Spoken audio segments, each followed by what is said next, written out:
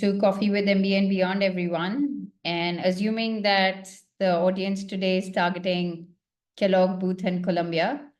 So today, Shantanu and I are going to be tackling 3 essay questions of 3 very competitive business schools that you are going for, assuming in round 2. But before we start, I'll help you understand how the session is going to flow. So we are going to be creating this more like a workshop for you for 3 essay questions of 3 schools that I've just named, Kellogg, Booth, and Columbia.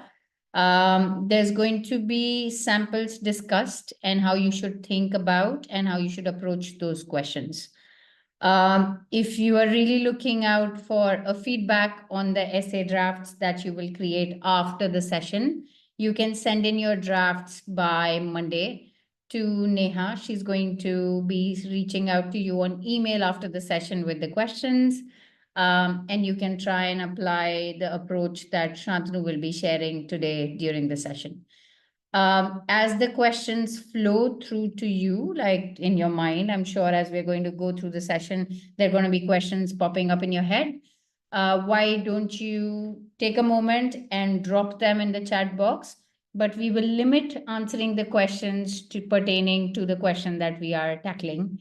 Anything that's outside of it, we invite you to come and schedule a call with me or Shantanu after the session. Maybe we can connect over the weekend, but let's try to keep this session specific to the schools and the essay questions that we're going to be discussing, which is going to be in the benefit of everyone over here. If you would like to get yourself unmuted as you ask your question, please feel free to raise your hands and somebody from the team is going to get you unmuted as we're going through the session. Apart from this, sorry, one quick thing I would like to announce that we are only handling 20 applications, which is the optimal number of applications that we can handle to maintain the high success rate of interviews that we've received in the past, which is 92%. We would like to stick to that number, and that's 20 for us. So we are only taking 20 applicants with us for round 2. So if you're targeting any of the M7s, feel free to reach out to us. And I think now we are ready to start the session. I'm Paridhi, co-founder of MBA and Beyond, joined here with Shantanu, who's the founder of MBA and Beyond, also an INSEAD alum. We are going to be now tackling the questions. Before that, Shantanu, could you take a moment to introduce yourself and maybe ask any question that you have from the audience? Right. So, guys, I'm Shantanu. As Pradeep mentioned, I'm an INSEAD alum, 2017 December batch. I've helped a lot of applicants like you crack through the top-notch P schools. I actually had been in your shoes as well when I was an applicant, right, looking to apply. I can understand, with this sort of geopolitical thing that is happening around, it would really make you nervous. So, guys, feel free to ask questions even around that, right? Just a quick thing. I first of all hope Neha, can everyone put in a comment over here? Yes, Shanta. Okay. So, guys, how many of you are actually applying for R2, US, or even Europe? So, yeah, please feel free to comment over here. But I think we can continue meanwhile. Yes. As you're dropping in the chat, you can drop, if you are ready with your score, you're targeting January deadlines, please feel free to drop the names of the schools that you're targeting. So that'll give us some insight into what kind of audience are we dealing with today. All right, so we're going to start with Kellogg. Shantanu, the question that is the most tricky, is the trickiest one that I'm going to read it out loud, and then you can help us with understanding how to tackle that one. Kellogg leaders are primed to tackle challenges everywhere, from the boardroom to their neighborhoods. Describe a specific professional experience where you had to make a difficult decision. Reflecting on this experience, identify the values that guided your decision-making process and how it impacted your leadership style. The word limit over here is 450 words. Shantanu, how do you advise our candidates to suggest Right. to tackle this question? Yeah. Right. So guys, Kellogg changed this question. It was not there earlier, but Kellogg has always pushed applicants to talk about values. Kellogg has always asked applicants about sort of challenges that you've faced. You should be a brave leader, right? So even this time around, though the wordings have changed, but I think the what I'm going to advise is stick to the core thing that Kellogg has always valued.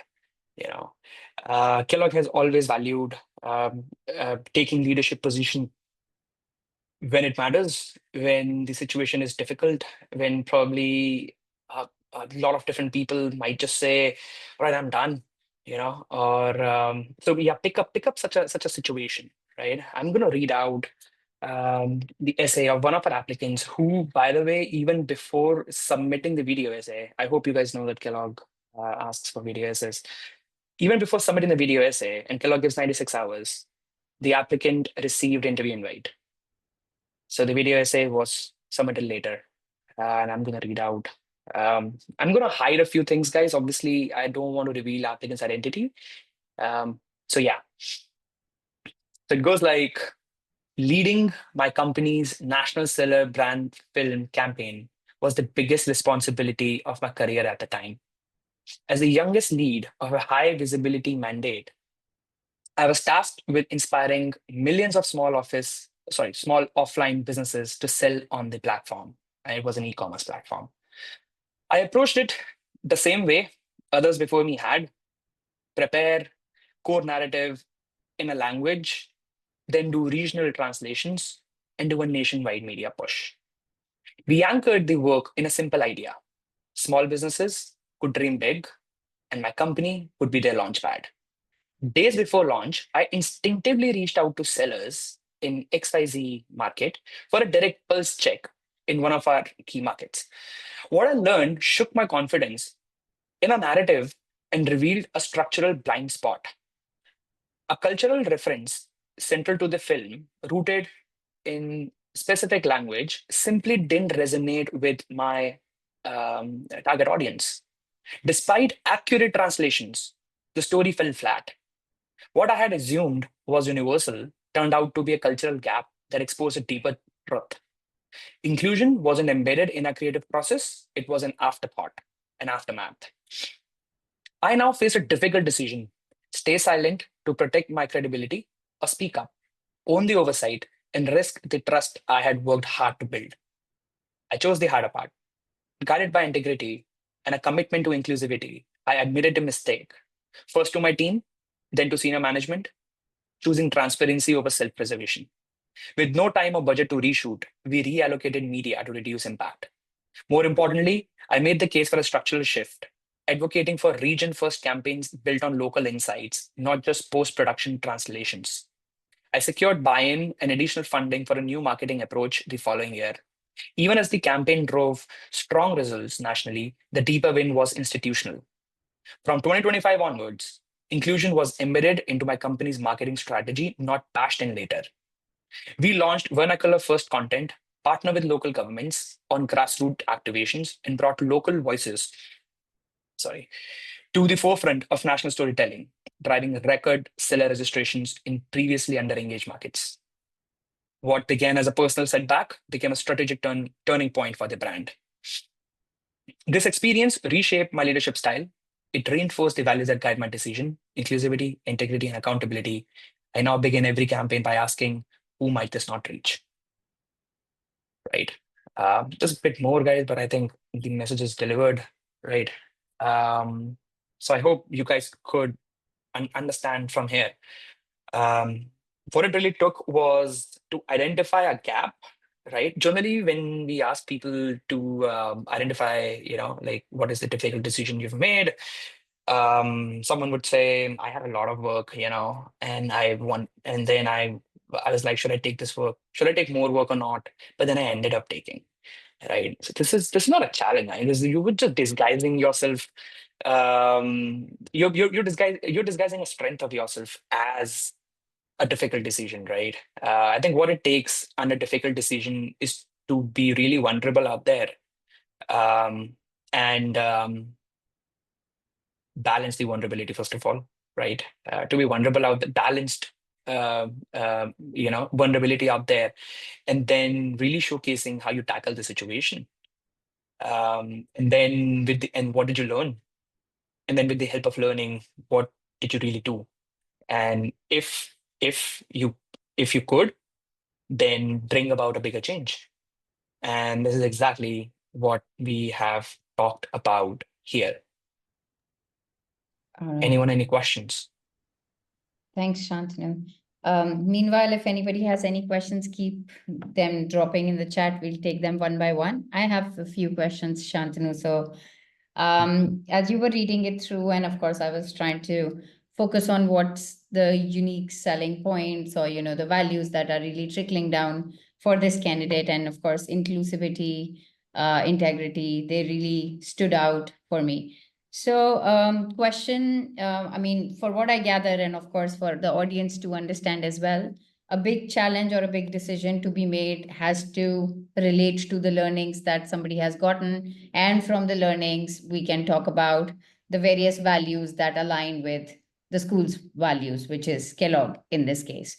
So my question here is, how many values, eventually, if you're trying to talk about examples, because a lot of times what we read and, when I talk to candidates, I feel that they get lost in the values itself and they try to overpopulate their application with a lot of values. So is there, of course, we are trying to map it with the business school's values, but is there a specific number or specific, values that they should be sticking to so that they are not overpopulating or over diluting the values that are That's a that question. yeah. Yeah, it's a very good question. And I have seen applicants initially, just pouring all the values out. I have this, I have that. But I think what really matters over here is, even before thinking about values, what really matters over here is the depthness in the anecdote that you're going to choose. And there are ways of thinking about an answer, right? I think about the value first and then I mold the answer, right? Or I pick my anecdote first and not just one. It takes it, so you really got to pick multiple anecdotes and really try to see, right? So let's say I have 4 anecdotes. I pick the first one, and now I see what can I really show, right? Is there anything which is aligned with this B school's value? As far as number of values are concerned, I think 2 or 3 are fine. 3 are fine. But an adjective by itself is meaningless, right? If I say I'm best, full stop, like, come on, right? So, but if you give us supporting evidence first, and then you talk about what do I really value. So this particular case is gonna sound more plausible, and B schools would also feel confident about what you're saying. So see, eventually it's about whatever I'm saying. Now, is B school going to believe me because only you're the source of truth? Point number one, right? Because there are other essays as well, right? It's not just one. It's not just you have one thing. There are other essays as well. So whatever I'm saying, is it believable? And then, obviously, on the basis of the supporting evidences you have, you're going to take a step further, right? Probably for your goals, right? That this is how I'm going to achieve it. So all the things that you're trying to say through other essays, they matter. They instill confidence in the eyes of the AdCom. Then for you to take a leap ahead and say, this is what I'm going to achieve in my goals. So yeah, but I hope I've answered the question. I don't want to get much into Yeah, absolutely. nitty-gritties. Yeah. Thanks. So what I gather, it's 2 to 3, and ideally is what I've seen, for any successful candidate, sticking to 2 to 3 with That's the more right than enough. Yeah. evidences to support should be good. So Yeah. can you say that, when we are If asking, you have 10 coming out of it, then you really don't need to do MBA. You probably already should be have having it? MBAs under you. Yeah. Absolutely. All right. So can we say, and you can help me polish this, Shantanu, as we are, asking candidates to think of a draft for Kellogg right now, especially the ones who are targeting Kellogg in round two. Can we say that to approach this essay, while of course the word limit is 450, within this 450 words, can we create a draft which talks about a difficult decision that you made, the evidence supporting that, the learnings coming out of it, and the values that you can showcase out of it? So these four parts as an activity, if candidates can do and submit us a draft to review, do you I think see. should I take? see what you're saying. Yeah. See the way I generally go with the applicants is I would ask them to give me three incidences, Hmm. only 200 words each, Yeah. right? Okay. So like 99% of the time, what they bring for the first time, it's just never goes through, right? There are always changes in it, right? So instead of investing a lot of time writing like 500, 600 words, and then if I tell applicant, I could see applicants over here as well in this particular call, right? In this meeting. Um, and then when I tell them that this is not working, I know it hurts, man. You're putting so much of effort into it, right? And also to utilize time properly, I would say come up with three small anecdotes, 200 words each, right? And then what we generally do is we identify the potential. And once we identify the potential, that's when I ask applicant, now go and express yourself. I don't care it's a 450 word essay. You go and write 600, 700, 800, but you express yourself, right? And when the expression is done, after that, then I think then majorly then it's my role what to keep in and what to um, you know probably keep it out of the essay. So yeah, that's how it goes. All right. So as a first draft, guys, everyone, we are not going to include everything like learnings and values and all of that. I think for the first draft by Monday, if you can work out something as, let's say, three anecdotes of difficult decisions that you've made, that should be sufficient for us to review. Absolutely. And guys, do not waste those words on explaining the context. Yeah. Like Just the biggest mistake that people get, you can the moment you're going to start writing, you can write 200 words just on context. The admit doesn't come from explaining context. Admits come from the actions that you've taken, right? So focus more on actions. thanks, Shantanu. So, based on whatever we've discussed for the first essay for Kellogg, think about three different anecdotes of difficult decisions that you've made. Feel free to submit it to us, and we're going to be happy to review it and help you choose the one that you can work your narrative, build up on it and take it forward. All right. If we've got any questions for Kellogg, the essay that we've discussed, this difficult decision and leadership style, yes, Kaustubh, you can unmute yourself before we move on to the next essay question. Yeah. Hi, Parvi. Hi, Shantanu. Thanks for asking the question. So in the former essay, the candidate has handled national level, campaigns. But in my case, I have been the part of a small team which I did not lead. Okay. So in that case, does it creates a disadvantage for me? Because in that particular sense, I mean, comparing to the essay, the former essay. Right. So see, everyone has different strengths and every factor that differentiates them, right? For this applicant, indeed, the applicant was handling nationwide stuff. Now, if you don't have such a thing, I'm not saying every applicant is same, then obviously we're not gonna pick such an anecdote, Kaustubh, right? We'll pick something else. And what that exactly something else is going to be is where exactly we brainstorm. That's why I asked for three, not for one or at least two. Yeah, sounds good. Right? Yeah.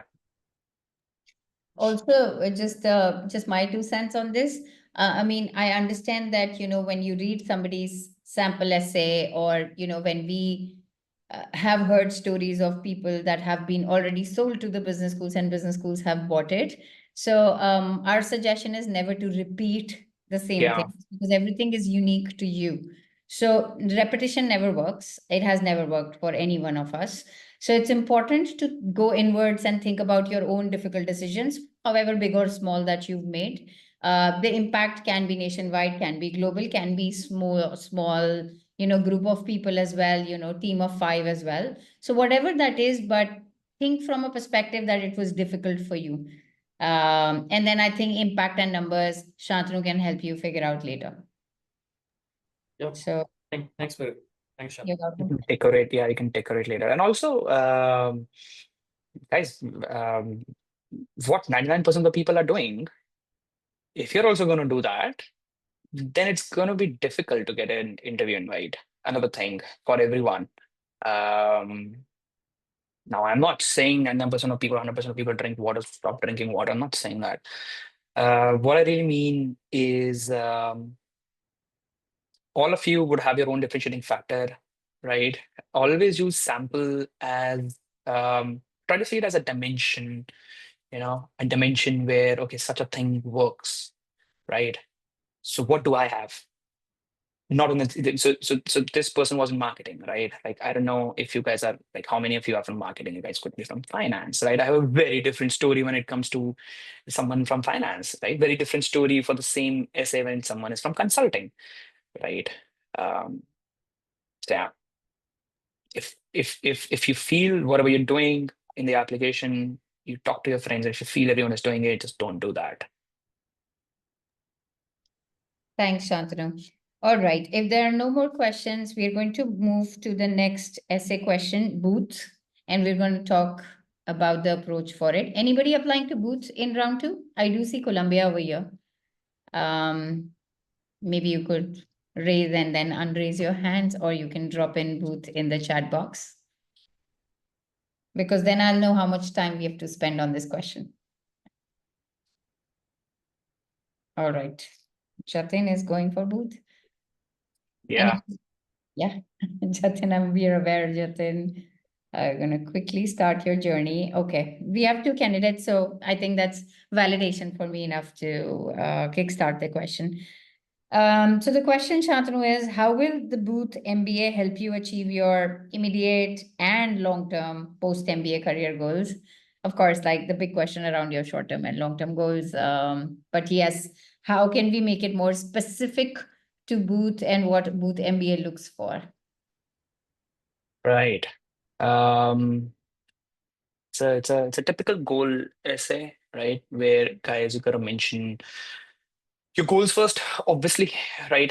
And then how specifically Booth is gonna help you. So instead of reading the essay out, I think let's just talk about the structure of the essay. I think what is really required over here is your goals and eventually how Booth is going to help you achieve that, right? So these two are very important factors. If I have to tell my goals, now if I start this as, so here the minimum word limit is 250, right? Maximum, I would say 450, 500 is very long as I do not try to go beyond it. So now I have 2 things. Goals, I need to explain how Booth is going to help, right? Now, if I just drop in my goals, right? It starts with my short-term goal is this, my long-term goal is that. All right. Versus I give you a little context, right? That this is why these are my goals. Okay. It's gonna sound better. Versus instead of just context, I give you my motivation behind whatever I'm doing right now. Why am I doing it?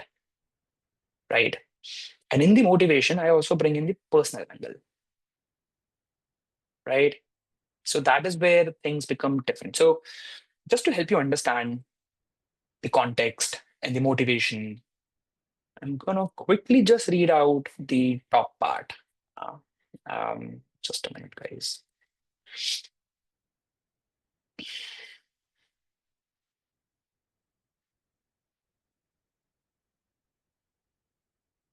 Yeah, why MBA?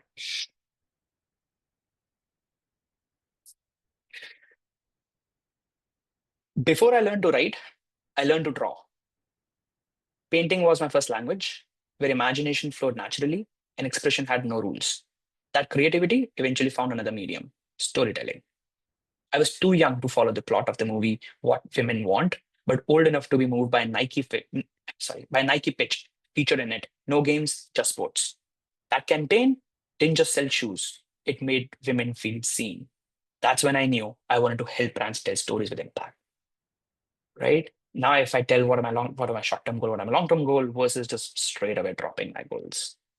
Right, like this sounds much better. Right. Now, this first part, which is the opening paragraph, we try to tell a personal story. We also sometimes there are applicants where you know the insight into an industry is much better than putting the personal story. So we would put insight. Like what sort of insight do you have in this industry? And wait a minute, guys, I have a very interesting opening paragraph over here. Just a moment. I gotta look for it. Where we used insight rather than the personal story. Found it. In September, blah, blah, I had an opportunity to interview Kaj Borchardi, global topic leader for blockchain at BCG, for one of my initiatives, a monthly newsletter called Tech Bites. Talking to him was like a whirlwind. We spoke about everything from entrepreneurship, crypto, decentralized social media, and more. One topic that struck a chord with both of us is data privacy and how companies such as Cambridge Analytica and Facebook have leveraged data to influence millions of people. For example, Ted Cruz campaign, Donald Trump campaign. When I walked away, head spinning, I realized decentralization is what is needed. Blockchain is the means. Web 3.0 is the aim. Having gained enough experience in Web 3.0 technologies, I want to become a contributor to the next generation of internet. My post-time goal is this. My long-term goal is that. Right. So here now we used a very different angle, which is insight. So again, I mean, every applicant is going to have something very different, something very unique, right? And the goal over here is to bring out your uniqueness. If you're going to straight away say my short term, like probably more than 50% of you would want to be management consultants, right? So if everyone is going to start with my short term goal is MBB, my long term goal is to be a partner, yeah, this is what they're reading, right? For almost 90% of the applicants. And then what are you going to say after that? This is how B School is going to help me. Coffee chats, case studies. I'm going to join consulting club, right? Right, guys. So yeah, I mean, this is how you should first of all focus on the first part, which I in the beginning said goals. Now comes the second part. How school is going to help you, right? What we do at MB and Beyond is we break. We actually have a specific section under content gathering for YMBA, where what we do is we make you map your skill sets. So let's say your current version is applicant 1.0, and the version applicant 2.0 is the person who will be able to achieve the goals. We map skill sets, barriers you're facing, and all of this should be aligned with what you're doing right now. There's another point to it, right? And once you've identified that, that's the upgrade you need. This upgrade is nothing but the MBA, right? I'm going to tell you from a very different, from other analogy. You're at hill A, and you need to reach that mountain, just over there, right? Got to go from here to here. Now there are bridges, right? Bridge is the MBA, and there could be 5, 6, 10 bridges. The one that you're taking, specific one is which you're taking, is the answer for why specific school, right? So you first of all need to identify why MBA. Once you identify why MBA, why specific school is easy, guys. Thanks, Shantanu. All right, so I'm just reiterating, and as questions flow through to your head, please feel free to ask or raise your hands, drop them in the chat. So Shantanu shared 2 different ways of approaching the goals question, which not just one, every school is going to ask. And it can be personal. I mean, these are just two ways. There are various other ways that, Shantanu and her team of consultants figure it out. For each candidate, it's very unique. For some people, personal stories work. For some people, like Shantanu said, an insight story could really sell. So I think as an approach to sending us the draft for this particular question around your goals with Booth, we'll break it down into parts because the second part is a little more complicated than the first one. I think if you can submit by Monday, the context behind the goals that you have Yeah. should be sufficient and a good start for us to get you in the groove and get you rolling and you start working on your essay already. And then, of course, later the applicant 1.2 and applicant 2.0, I'm also 100% aware it takes a lot of sessions and a lot of brainstorming to understand and make it, to come up with the why MBA answer and then come up with the why Booth. But most important aspect for you is to start with the context, get that meat in. We're happy to provide you feedback on that, and then you get the ball rolling from there. Shantanu, is there any other tip that you would like to share with the candidates while they answer this question to begin with, just to start thinking? Yeah. Don't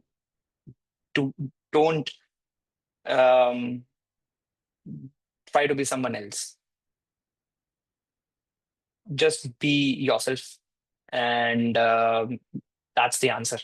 Actually, you have the answer always. I mean, whenever I'm working with the applicants, it's the applicants that who give the answer. I just choose which one to take in, and then further poke the applicants to give more content, you know. The other way of looking at it is how are you gonna showcase your unique? I understand they're asking for goals, right? But are we gonna miss out on the chance to show uniqueness? Absolutely not. We are gonna hit uniqueness everywhere, right? Any essay they ask. So think about that. Think about the differentiating factor. And if you could really start with the personal story and show the alignment, that is wonderful, guys. Great. So time and again, we've seen, it's easier to differentiate yourself personally than professionally. So maybe when you're thinking about the context behind your, let's say in last session, we did strengths and weaknesses for INSEAD, candidate description, everything personal, like personal stories. I reviewed 13 essays coming in after that. And it was so difficult, like I'll help you understand that only 2 stood out of the 13. So when I say stood out, it means that I still remember the story. So you want to bring in a context that that somebody who's reading your story, they will remember it even after. And that only happens when you're true to yourself and you're authentic, which is what Shantanu is asking. So don't try to be anybody else. Don't read the samples because they're going to create bias in your head right now. Just take the approach as is being shared. Think about the context first and go inwards to think about it for yourself. Similar Absolutely. for a difficult decision that we were talking about. And the second one is going to be your context for your goals, not just your goals. So we're not interested in knowing that, okay, my short-term goal is management consulting and my long-term goal is entrepreneurship, which is most of you. But whatever it is, talk about the context behind it. And I think we will be able to give you a genuine feedback on that. Yeah, and other thing, guys. I mean, don't just use AI and submit the answer, right? I mean, I'm not saying don't use AI. What I'm saying is don't just use AI, right? You need to bring your thoughts, right? An AI answer is very easily identifiable, very, very easily, guys. Now, and for AdCom, they're gonna read so many applications, right?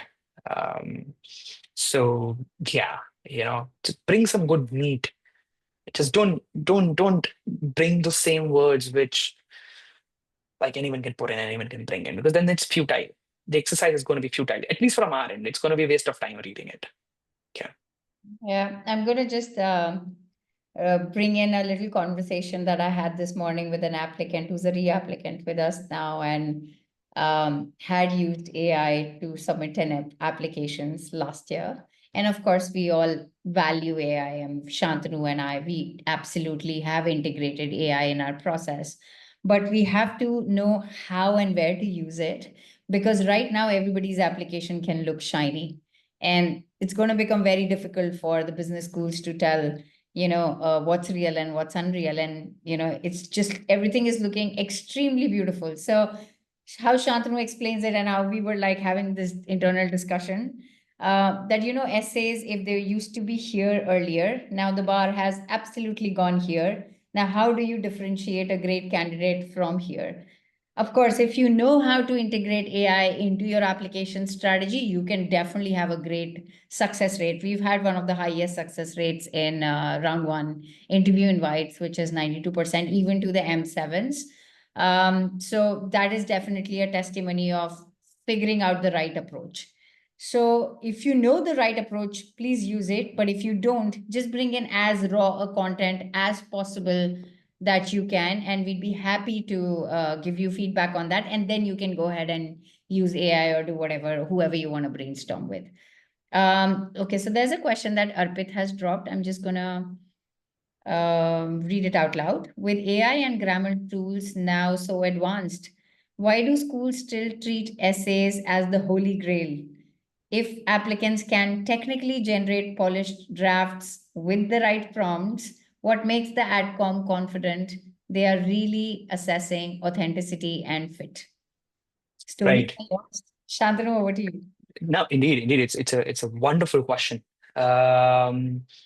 So see, I mean, like I said, it's very easy to identify. For instance, just go and put in AI about teamwork. Okay, you have to write a teamwork essay. Just put it over there. Then 99% chances that it's going to talk about leveraging everyone's skills together. Every time, to all of you, individually. You think it's a wonderful answer. You're going to pick it. You're going to throw it in. But now when someone is reviewing it, they will identify. Like, how come everyone is talking about the same thing under teamwork, right? So, Arpit, I mean, indeed, the AI penetration has really increased a lot now. But it's not that it was not there earlier. I mean, we had tools like Quillbot, Spinbot, you know, people were still using it, but not as much as like now everyone is using it for everything. Like, I don't know how much of it is yours and how much, is going to be just AI generated. But all I'm trying to say is that AI generated things, they're catchable.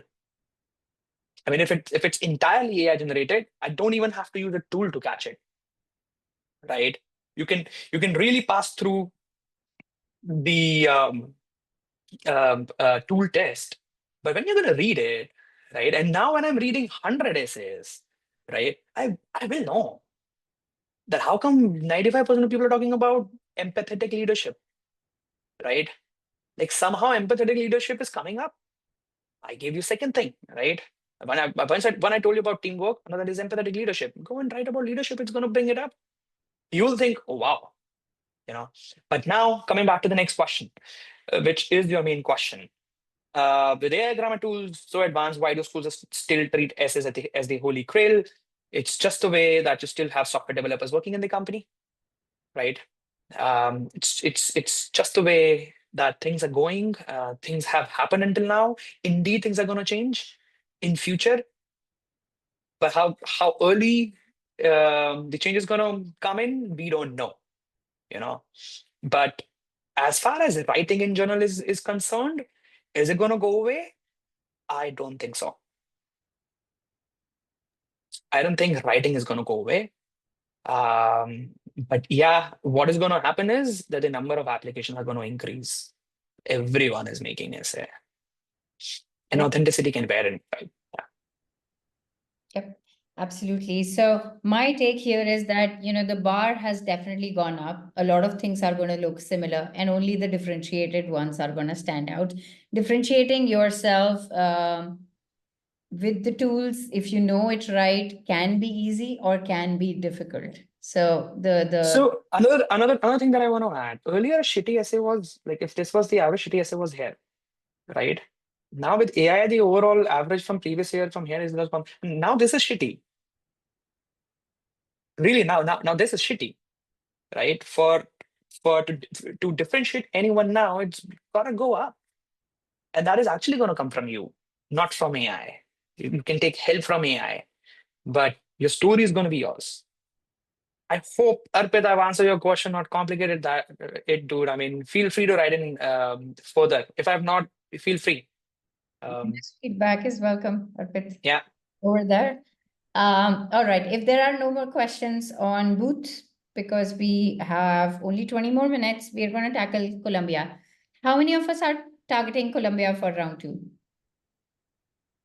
I see only one, Nicholas. All right. Nicholas, all right. Yes, you are. Are you raising your hand to ask a question or for Colombia? All right. One raised No, your just to hand. double check that. Yeah.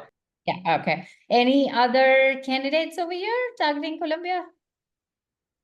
I think then we just go ahead with it. Shantanu, the question. We believe Columbia Business School is a special place with a collaborative learning environment in which students feel a sense of belonging, agency, and partnership, academically, culturally, and professionally. How would you co-create your optimal MBA experience at CBS? And the word limit is just 250 words over here. Right. And this is a wonderful question, and Colombia has kept it. It has been there always. This question, first of all, takes research, guys. You can't just write anything over here. And what I generally ask my applicants to do is go and connect with the current students. Speak to them and tell them about your goals, tell them about what you really bring to the table, ask them about different clubs, ask them about how Colombia is trying to create more value for students, how Colombia is thinking about student experience. Figure, if possible, and that's gold, guys, if possible, figure out, is there something missing that Colombia is looking for? And if you could do that, that is gold. That piece of information is gold, you know. Even if you're not able to identify that, one missing point, but understanding the culture of a certain B school is extremely important. And Columbia is a little different from other schools. I mean, we talked about Kellogg. Kellogg values teamwork a lot, right? Kellogg sort of, brought the teamwork thing in, and then every B school started thinking about, we need to have teamwork as a value or as a pillar. Colombia, if you see their goals question, it says, what is your dream job, right? Your long-term goal or long-term dream job, something like this, right? So, and it has always been there. That word dream has stayed, right? Colombia is a B school where it's the culture in general, where they really help you take a leap, right? Even in the goals essay, like if short-term goal is, let's say, management consultant, let's say, right? Um, then the long-term goal is again going to be a partner or an engagement manager, right? And what Colombia is saying is, no, dream. This is a straight path, right? Dream. So this is exactly where, coming back to the cultural point of view, this is in the culture, right? Now, if you would like to create a co-optimal experience, you need to be a part of the culture, right? So over here, speaking with the B school current students, even alums, really helps. Like really, really helps, right? Like for one of our applicants, again, I don't want to read out the entire thing, but what the applicant talks about is, applicant says in the goal, applicant says that I want to achieve. Applicant has a personal motivation to do something in healthcare because of family reasons. And by the way, the applicant is also in the healthcare industry, you know, and says for me to really achieve my dream goal, right? And it's really dreamy, but purely connected with the current role, with the short term, the midterm as well, right? For me to achieve this, I think I would really want contribution from others as well, because it's not just achievable that I go and achieve it, right? So I'm going to create this experience where I'm going to bring in Columbia is not a B school, it's a university. There are people from law, there are people from other um, schools as well. So I would like to get this, that, and the other school together, right? And I want to create this particular experience where we learn from each other. And by the way, this guy identified a piece of gold. Like anyone can say this, what I just said. But this guy identified a piece of gold that I don't want to give away. Okay. That's the applicants. Yeah, and then tied it back to the piece of gold. And by the way, I realized speaking to XYZ current student that Columbia is looking for this, I think it is also achievable through this particular thing. So what I'm gathering here, that this candidate is going to co-create a club, or let's say an experience space where people from different departments are going to come and brainstorm across, let's say for healthcare or any specific problem, which could be, again, a great thing for a business school. So to attempt the draft for this particular question, I think It's going to be difficult. It's going to be difficult. there's a lot of There's no pre-work point. that's Yeah. required. Yeah. If Nicholas has done that pre-work and has spoken Okay. to a few people from Colombia and has tried to identify, where the gap is, then Nicholas, feel free to send us the gap that you feel Colombia has, where you can fill in with your strengths and which is also aligned with your post-MBA goal somehow. If you can bring in that connection and identify the gap, I think that'll be a very good answer.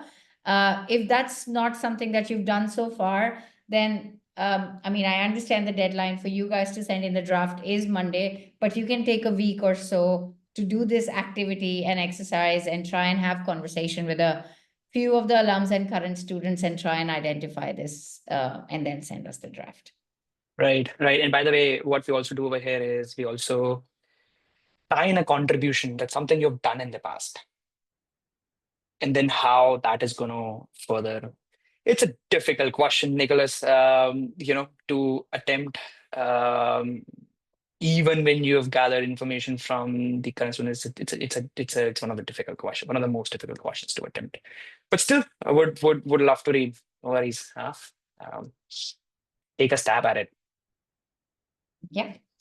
All right. So that brings us a little towards the end of the session. If you guys have any questions, Columbia going backwards to Booth and Kellogg, feel free to ask, or we can take up any kind of questions that you have apart from that, if you have run out of questions around essays.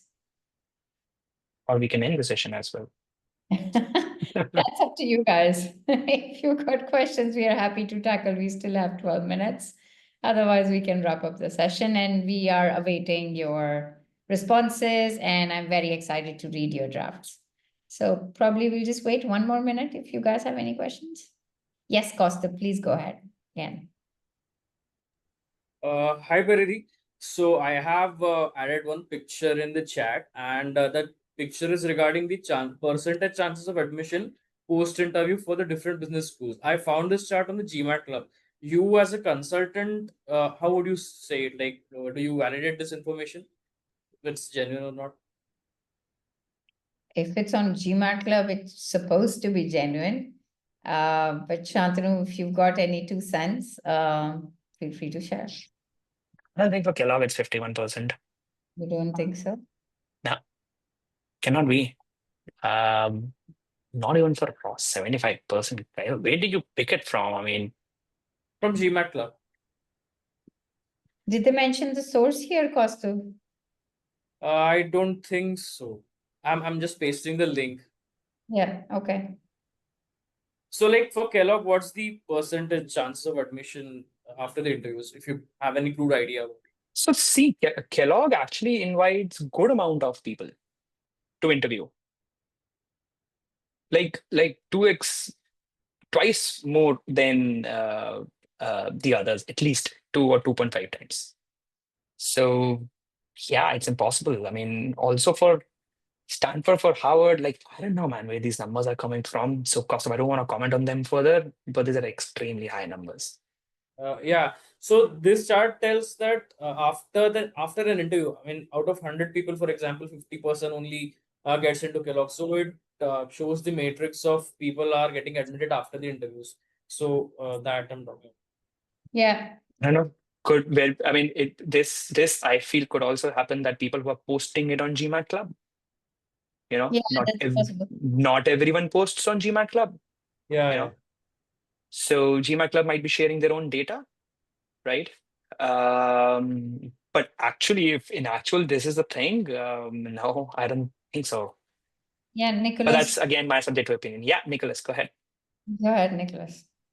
Yeah, hi. Thank you for your time. So just wanted to double check on a question because I've heard like opposite opinions regarding this matter. Some of the schools have said that they don't really have a preference between the GRE and the GMAT, but I've heard from some people as well that GMAT will be like a heavier weight if you were trying to overcome like a lower GPA or like a foreign, former school when you didn't go through the traditional US education system. So what's your outlook on that? Nicholas, we have seen actually schools are not differentiating between GMAT and GRE. So we've had applicants getting through with GRE. We've also had applicants getting through GMAT. Yeah, no difference. Cool. Cool. And following on that question, I also heard like a friend that mentioned as well that some of the schools actually take the two results and actually take each section, like the highest percentile that you make in order to qualify you. So if you did a first trial and you were really well in, I don't know, verbal, but the second one you did better in quant, they will just take the high one of each one that you use. Not all these schools do that, but yeah, a lot of these schools do this thing that they are going to pick the highest percentile. They're also going to pick the highest score that you have. Got it. Appreciate it.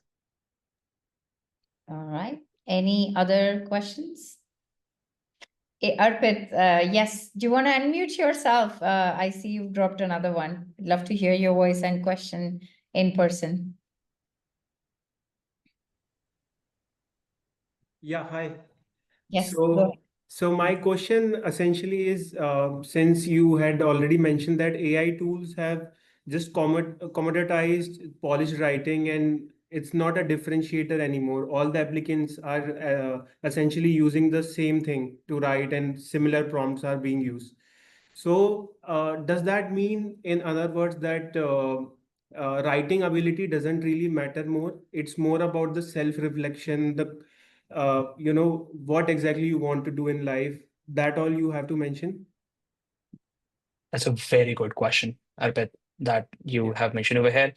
I think, Arpit, when Grammarly had released their, that tool where it was checking grammar, it was checking fluency and everything. I think writing ability sort of ended right there, But now with AI, like I said, more like almost everyone is using it. So as far as writing ability is concerned, it's still valued 25-30% because, like I said, I mean, it's easy to identify if this is AI written, because AI is going to really write. It writes in the same way. It literally writes in the same way. But having said that, these schools still value how credible your goals are, the story that you are putting up. Is there enough meat on your resume? Is there enough meat in the other part of the essays that what you're saying feels feasible, right? What AI has done is it has made it shiny, right? But one thing that we have been telling all the applicants for the last, I would say, decade, is it's less about being shiny, it's more about being pragmatic. So yeah, I think with AI, the focus on how practical your story sounds with respect to what you're doing right now, right, matters more. We still got to see how it unfolds because I know, I mean, you can really make up a thing, probably get an interview invite, but now what's going to happen then, right? So still the story needs to unfold. Enigma also needs to unfold itself, and we'll get to see by the next year, Arpit. Yeah, I'd like to chime in, Shantanu, for Arpit, to help you understand a little here for the writing ability. If you're talking about, the words, the flamboyancy that you use, and the grammar, that's not the business schools are looking for. And long ago, of course, when we launched MBA and beyond, and even until now, over the years, there hasn't been a single applicant who we've written for, even in the pre-AI era. It's been the applicants who've done the writing work themselves, and the consultants have only given them the direction. So we assume, and we come from a school of thought of consultants, that if you cannot do the basic level of writing, then we are not fit enough to be a global business leader as well post MBA. So we might as well just work on the application ourselves. So that has always been the case. Now I'll help you understand to draw parallels. If the consultant, let's say Shantanu is the consultant, and he was working with 20 candidates over a span of round 1 and round 2, if he was the one writing for these 20 candidates, then all the applications would have looked very similar. And that's why the approach that we always embrace, that the writing has to be done by the applicant himself, herself. And one more thing, when the recommendation work comes in, because a lot of times candidates do come in and ask, like, can you help with the recommendations? Can I write the recommendation? Because my recommender is very happy that I submit this draft, that draft to him.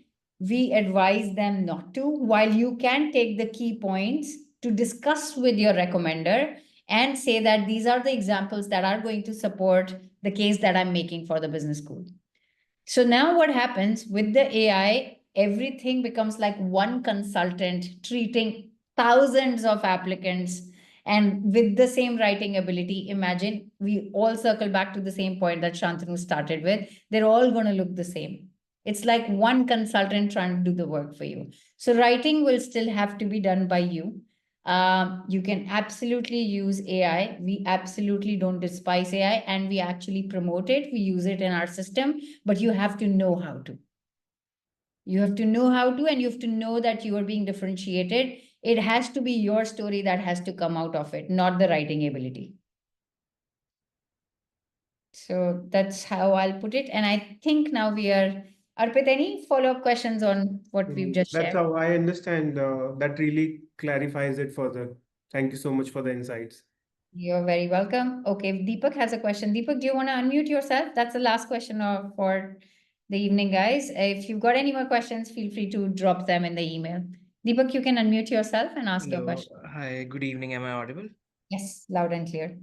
Yeah. So mostly I've worked in very small teams. Mostly like in most of my projects, I have driven the projects. And after my professional career, I had a venture. I'm still working on that venture, and it's a 3 people team. So as you have said, Kellogg values leadership, but I have always strived for a collaborative environment. So this is the premise on which I have built my application draft, that a collaborative environment is something I seek. So should I keep the structure the same? Should I keep my motivation the same, or will it weaken my application? The gap that I have not worked in a collaborative team. Okay. So, Deepak, the source of information on you is you, by the way, right? And the way to present yourself is also coming from you, right? The way you just told me, no, it's not going to work. But again, there are ways to say things. I mean, if you feel you are weak somewhere, then why are you saying that? Don't say it. Like, say something else. I'm not saying hide it, but what I'm trying to say is you got limited space. I mean, Kellogg is giving you 450, 900 words. right? You got limited space. You really got to first of all choose what goes in, right? So I would not say that I have driven small teams. Got it. It's the way of telling the story. I mean, I'm not overtly writing in my application, but I'm just showing it as a motivation that it is something that I strive for, and probably Kellogg is something which will provide me with it. So your motivation is to work in larger teams? Yes, Then you don't need an MBA for that, got it. Yeah. right? You can literally. So a few things, guys. The motivation should be. It should really be personal. I mean, a lot of other motivation that I see is I want to do good to the world. Yeah, go and do it. I mean, you don't need an MBA for that, right? So what I'm trying to say is that things need to chime in and change it, Deepak. Cool. Right. Think a little more, Deepak. You've got 2-3 days with the frameworks that we've discussed. I'd be happy to give all your drafts a read and looking forward to receive some interesting ones by Monday. Sure. Thanks for being a great Right. audience. Thanks, Yeah, Shantanu. thank I you, hope everyone. you guys found this insightful, and I hope we all make it through to Booth, Kellogg, and Columbia this year. All the best, everyone. Cheers, everyone. Bye-bye.